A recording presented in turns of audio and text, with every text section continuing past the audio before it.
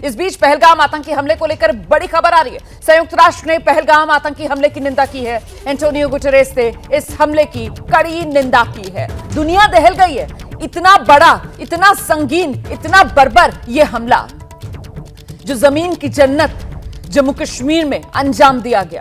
भारत में mini Switzerland की पहचान है इस इलाके की, जहां आतंकियों ने जमीन को खून से लाल कर दिया। हम सीधे आपको लेकर चलेंगे। हमारे साथ हमारे सहयोगी नीरज राजपूत इस वक्त मौजूद हैं। नीरज, अब तो यूनाइटेड नेशंस की तरफ से भी इस मामले को लेकर प्रतिक्रिया आ गई है। वाकई में एक ऐसा हमला जिसने पूरी दुनिया को दहला कर रख दिया है। 2 विदेशी नागरिक भी इस हमले की चपेट में आकर मारे गए। नीरज, बिल्कुल रोमाना, आपने बिल्कुल ठीक कहा। 2 विदेशी नागरिक हैं, एक नेपाल के रहने वाले हैं और एक यूएई के रहने वाले हैं, यानी संयुक्त अरब अमीरात के रहने वाले हैं। और जैसे कि आपने बताया था कि एक आईबी ऑफिसर है जिनकी डेथ हुई है, साथ ही एक नेवी के ऑफिसर की भी डेथ इस हमले में हुई है। जो मारे गए हैं विनय नरवाल जो है भारतीय नौसेना के लेफ्टिनेंट थे और 3 दिन पहले ही उनकी शादी हुई थी, यानी कि 19 अप्रैल को ही उनकी शादी हुई थी। वो भी अपनी पत्नी के साथ यहाँ पहलगाम गए थे।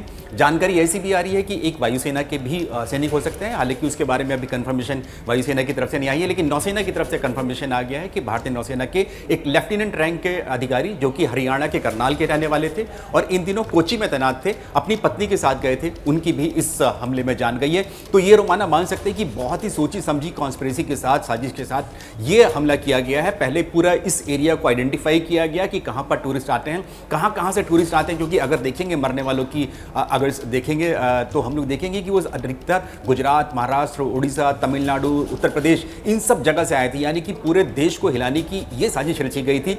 पाकिस्तान से ये बिल्कुल साफ हो रहा है कि पाकिस्तान से आए हुए आतंकियों ने ही घुसपैठ की और उन्होंने जो है इस हमले को अंजाम दिया। स्थानीय जो भी उनके टेररिस्ट थे या उनके साथी थे, उनके साथ मिलकर पाकिस्तान ने इस हमले को अंजाम दिया और यही वजह है। और हिलाना चाहते थे पूरे भारत सहित पूरी दुनिया को कि कश्मीर को एक बार फिर से इंटरनेशनल मंच पर लाया जाए। और हम देख रहे हैं कि संयुक्त राष्ट्र ने खुद इस बात की निंदा की है। वो भी जानते हैं कि इस कश्मीर में अगर अशांति है तो उसके लिए जिम्मेदार कोई और नहीं, पाकिस्तान ही है।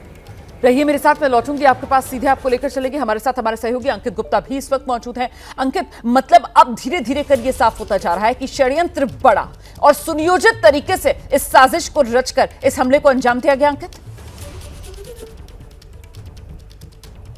बिल्कुल रोमाना, और अभी जो खुफिया सूत्रों से कुछ और जानकारी भी निकल के सामने आ रही है वो ये है कि जो इन्फिल्ट्रेशन है वो जो मार्च, अप्रैल और मई का महीना होता है इस दौरान ज्यादा होता है। और खास तौर पर जो पहाड़ी इलाके हैं वहां से क्योंकि बर्फ पिघलनी शुरू हो चुकी होती है, लिहाजा जो इन महीनों में इन्फिल्ट्रेशन ज्यादा होता है। लेकिन पिछले कुछ सालों में इन्फिल्ट्रेशन की, यानी कि जो सीमा पार से घुसपैठ की घटनाओं में कमी आई है और इसी का संभवतः फायदा उठा करके ये कई सारे आतंकी हैं जो भारत पे पहुंचे हैं। और अभी शुरुआती जानकारी में कुछ एक आतंकियों का नाम भी सामने आ रहा है, लेकिन आधिकारिक पुष्टि नहीं है, लिहाजा अभी हम जो थोड़ा इंतजार कर रहे हैं। लेकिन अब तक जो है कुछ लोगों को आइडेंटिफाई किया जा चुका है सुरक्षा एजेंसियों की तरफ से, लेकिन अभी उनको जो है वो कहां पर छिपे हुए हैं, क्योंकि जैसे ही इस घटना को अंजाम दिया वो भागे हैं। आसपास घने जंगल थे और उन जंगलों में क्योंकि रात का उनके पास में पूरा वक्त था, लिहाजा उन्होंने खुद को जो है सुरक्षित स्थान पर ले जाने की कोशिश की। हालांकि जो हमारी सुरक्षा एजेंसीज हैं वो पूरे उस जंगल के इलाके को जो है छानबीन कर रही है, घेर रखा है, जिससे कि वो आगे ना जा सके। लेकिन एक आशंका यह बनी हुई है कि जिस जगह पर यह घटना हुई है